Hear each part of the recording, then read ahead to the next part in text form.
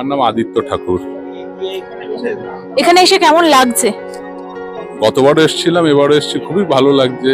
সবাই বিজ্ঞান মনস্ক, এত মানুষজন একসাথে, এটা একসাথে তাদের সাথে কিছুটা সময় কাটানো নিশ্চয়ই একটা খুব সুন্দর অভিজ্ঞতা। আপনারা কোন সংস্থা থেকে এসেছেন আর সংস্থাটা নিয়ে যদি একটু বলেন।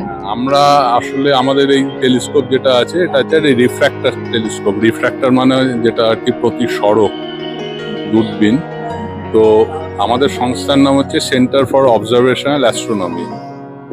আর আমাদের কাজটাই হচ্ছে এই আকাশ সংক্রান্ত যেসব মহাজাগতিক যেসব জিনিসগুলো ঘটে, আকাশে যেগুলো দেখা যায়, সেগুলোকে আমাদের সামর্থ্যের মধ্যে আর কি যতটা আমরা দেখতে পারি আমরা চেষ্টা করি। কোথাও যেতেও হয়, কোথাও প্রয়োজন হলে যাই, ক্যাম্প করি, অথবা আমাদের অবজারভেটরি আছে শ্যামবাজারে, এখানে, সেখান থেকে আমরা অবজার্ভ করি। আরো বড় টেলিস্কোপ আছে, আমাদের একটা বড় টেলিস্কোপ তৈরি হচ্ছে, যেটা এই মুহূর্তে পশ্চিমবঙ্গে দ্বিতীয় আর কি।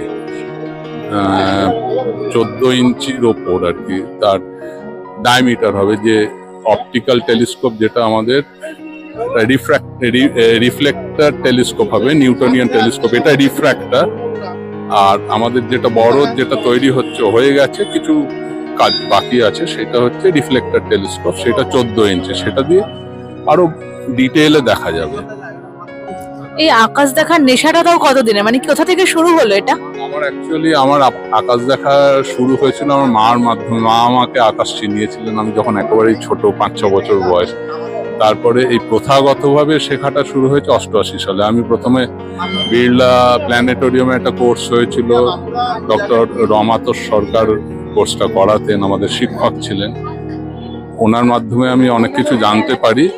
তারপরে আমি স্কাই ওয়াচার্স অ্যাসোসিয়েশন ক্যালকাটায় যুক্ত হই, সেখানে বহুদিন ছিলাম। বর্তমানে এই সংস্থাটা আমরা তৈরি করেছি, আমি এই সংস্থার সভাপতি আর কি, বা প্রেসিডেন্ট। আমার সেক্রেটারি আছেন বিশ্বজিৎ বোস, একটু নিচে গেছেন, ওর বাড়িতেই আমাদের ছাদে আমাদের এই অবজারভেটরি আছে। আরো এরা আমাদের কৃষাণু চক্রবর্তী, তীর্থঙ্কর কুণ্ড, এরা আমাদের সদস্য। এখানে কতদিন আছেন? এখানে বলতে এই বিজ্ঞান মেলায় আজকে শুরু হলো, রোজই আসতে হবে।